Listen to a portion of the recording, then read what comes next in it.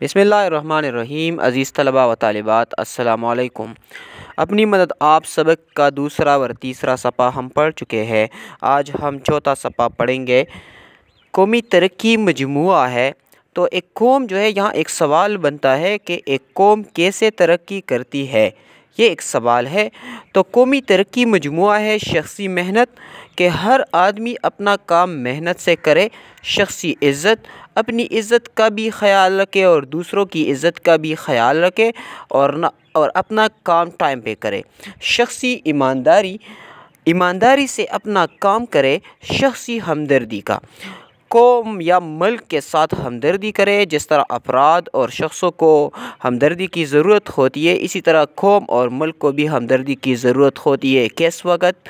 جب کسی ملک پر کوئی مصیبت آ جائے یا مشکل وقت آ جائے تو ذاتی نفع کو بالائے طاق رکھ کر ملک سے ہمدردی کرے۔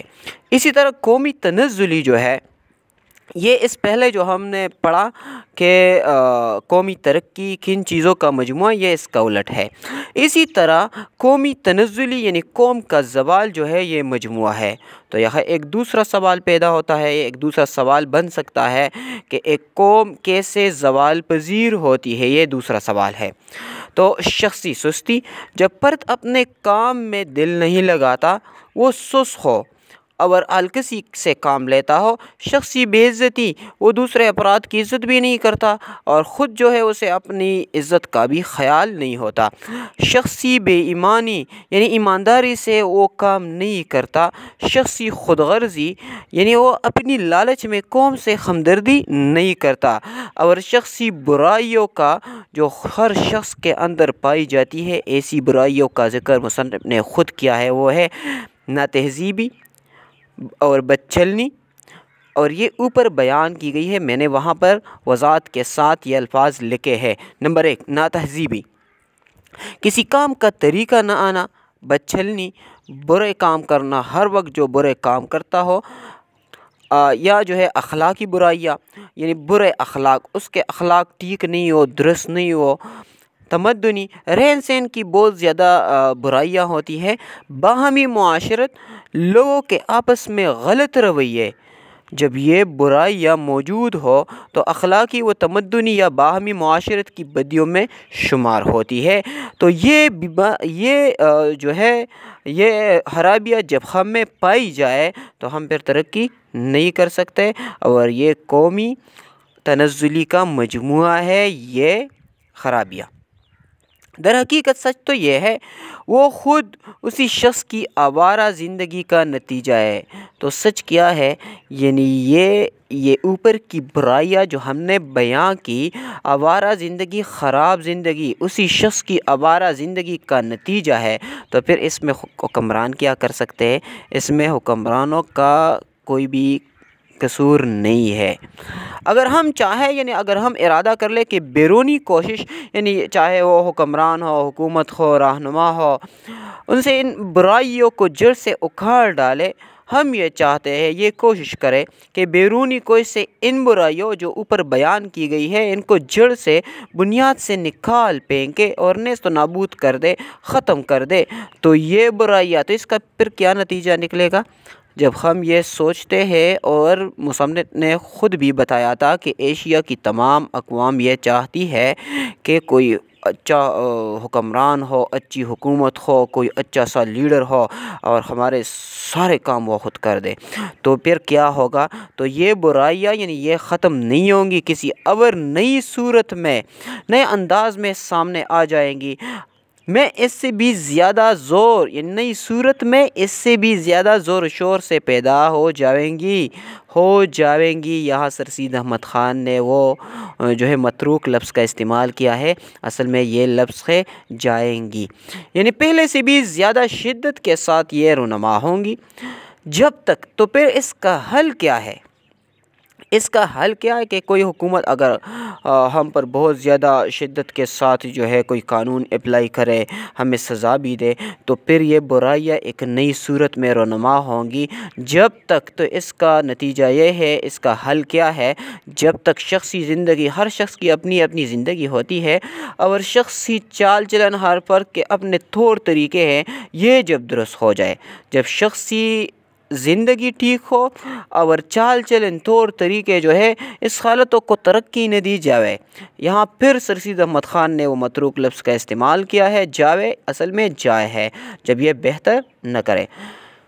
اے میرے عزیز ہم وطنوں، عزیز یعنی پیارے ہم وطنوں، وطن کے لوگوں، اس کے بعد جو علامت ہے اسے انگلش میں کہتے ہیں سائن آف ایکسکلیمیشن، اردو میں اس کو کہتے ہیں علامت ندائیہ۔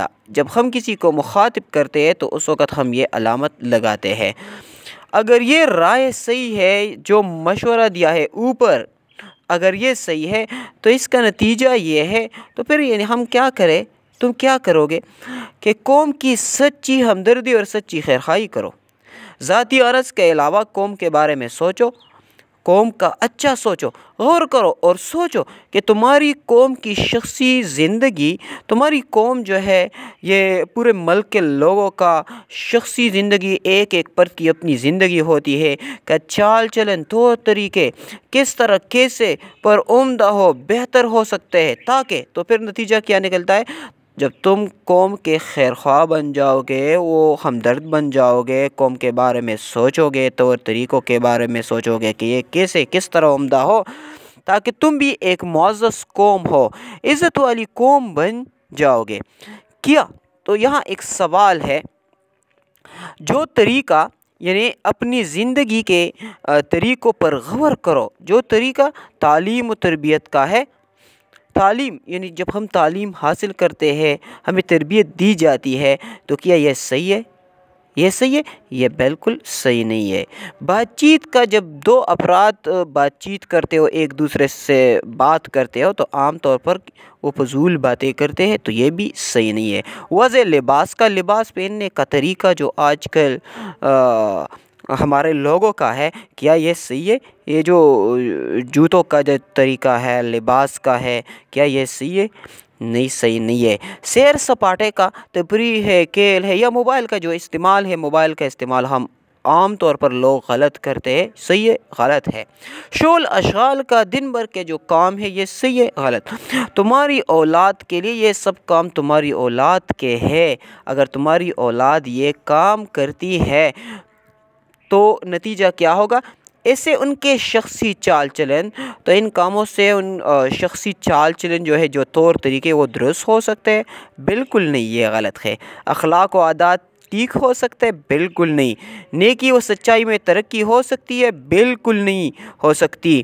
حاشا و کلا، ایسا کبھی نہیں ہو سکتا جب ہمارے اخلاق خراب ہو، ہمارا اٹھنا بیٹھنا، تعلیم و تربیت، گفتگو کرنے کے جو طریقے ہیں، لباس وغیرہ، یہ سب غلط ہو، تو ہم کبھی بھی ترقی نہیں کر سکتے۔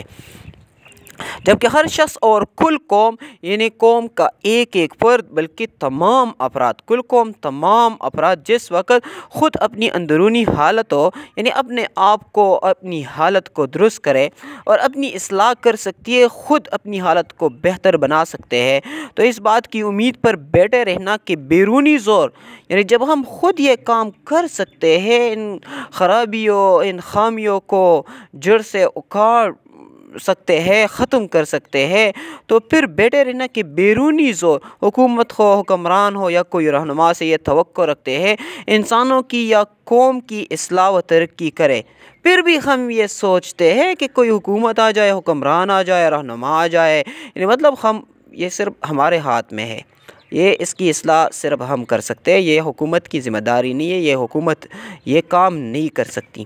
تو اصلاح و ترقی کرے، حالت کو درست کرے، وہ ہمیں ترقی دے گا۔ کس قدر مصنف کے مطابق، یعنی یہ بہت زیادہ افسوس کی بات ہے، دکھ کی بات ہے، بلکہ نادانی کی بات ہے، بیوقوفی کی بات ہے، وہ شخص، ایک آدمی در حقیقت، اب ایک غلام کی بات ہو رہی ہے کہ در حقیقت اصل میں غلام نہیں ہے، غلام وہ جو قید میں ہو، تو ایک شخص فرض کرو کہ وہ غلام نہیں ہے۔ کون سا شخص غلام نہیں ہے؟ جس کو ایک خدا ناترس یعنی اللہ سے نہ ڈرنے والا، جس کے دل میں اس شخص کے لیے رحم نہ ہو، ترس نہ ہو، نے جو اس کا ظالم آقا کہلاتا ہے، یعنی ظلم کرنے والا، ہر وقت اس پر ظلم کرتا ہو، خرید لیا ہے۔ پہلے زمانے میں ایسا ہوتا تھا کہ لوگ غلاموں کو خریدتے تھے، اس پر ظلم و ستم کرتے تھے، بلکہ سب کام اس سے کرواتے تھے، اور اس کی عزت نہیں ہوتی اور اس کی اپنی مرضی بھی نہیں چلتی تھی۔ یہ ایک ظالم اور خود مختار بادشاہ ہے، جو خود مختار بادشاہ، یہاں خود مختار کا لفظ آیا ہے، جو صرف اپنی مرضی کا مالک ہو اور دوسرے بھی اس کی مرضی پر چلتے ہیں۔ یا کوئی بادشاہ ہے، پہلے زمانے میں ایسے بادشاہ ہوتے تھے، یا گورنمنٹ ہے، تو یہاں نیچے دیکھیے، یا ایسی ہی حکومت جیسے فوجی قیادت ہے، مارشل لا لگاتے ہیں اور خود مختار حکومت بن جاتی ہے ان کی، تو ان کی رعیت ہے، ان کے بیچارے عوام ہے، بلکہ در حقیقت اصل میں وہ شخص اصل غلام ہے۔ مطلب یہ ہے کہ مصنف کے مطابق اگر کوئی انسان کسی کا غلام ہو یا اس پر جو ہے بری حکومت آ جائے تو یہ غلام نہیں ہے۔ اصل غلام تو صحیح غلام کون ہے؟ تو اصل غلام یہ ہے جو بد اخلاقی، مطلب جو وہ بد اخلاق ہو، یہ چیزیں، یہ خامیاں مصنف نے بیان کی ہے، نیچے آپ اسے ملاحظہ کیجئے۔ بد اخلاق ہو، جس کے اخلاق ٹھیک نہیں ہے۔ نمبر 2، خود غرض ہو، اپنی لالچ کے لیے سب کچھ کر گزرتا ہے، لالچی ہے، جہالت، جاہل ہے، شرارت کا متیق ہے، ہر وقت برے کام کرتا ہے اور برے کام کرنے سے باز نہیں آتا۔ نمبر 5، خود غرضی کی غلامی، خود غرضی سے باہر نہیں آ سکتا۔ نمبر 6، قومی ہمدردی سے بے پرواہ، اس کے دل میں اپنی قوم کے لیے ذرا بھی ہمدردی نہیں ہے۔ جب یہ خامیاں ہمارے اندر ہو تو پھر کیا ہے؟ وہ قومیں جن میں ایسے غلام ہو، یعنی ایسی خامیاں جن میں موجود ہو، جو اس طرح دل میں غلام ہے، بظاہر تو آزاد ہے، مگر ان کی اندرونی حالت قید میں ہے۔ مطلب وہ ان کی دلی حالت جو ہے وہ غلام ہے۔ وہ بیرونی زوروں سے، یعنی حکومت، اگر حکومت بھی اچھی ہو، حکمران بھی اچھے ہو، رہنما بھی اچھے ہو، تب بھی وہ بیرونی زوروں سے، یعنی عمدہ گورنمنٹ، ایشیا کے لوگوں کا نظریہ تھا، پہلے ہم بیان کر چکے ہیں، اس کے بارے میں ہم پڑھ چکے ہیں، یا عمدہ قومی انتظام، یورپ کے لوگوں کا نظریہ تھا کہ ہم تب ترقی کریں گے جب کوئی عمدہ انتظام ہو، سے آزاد نہیں ہو سکتی، یہ دلی غلامی ختم نہیں ہو سکتی۔ مصنف نے خود اسے الگ الگ جو ہے غلط قرار دیا تھا۔ اب مصنف یہ کہنا چاہتا ہے کہ اگر یہ ان دونوں صورتوں میں اگر آپ کا انتظام بھی ٹھیک ہو، آپ کے حکمران بھی ٹھیک ہو، تب بھی جب ہمارے اندر یہ برائیاں ہو تو ہماری یہ دلی غلامی ختم نہیں ہو سکتی، جب تک کہ غلامی کی یہ دلی حالت دور نہ ہو۔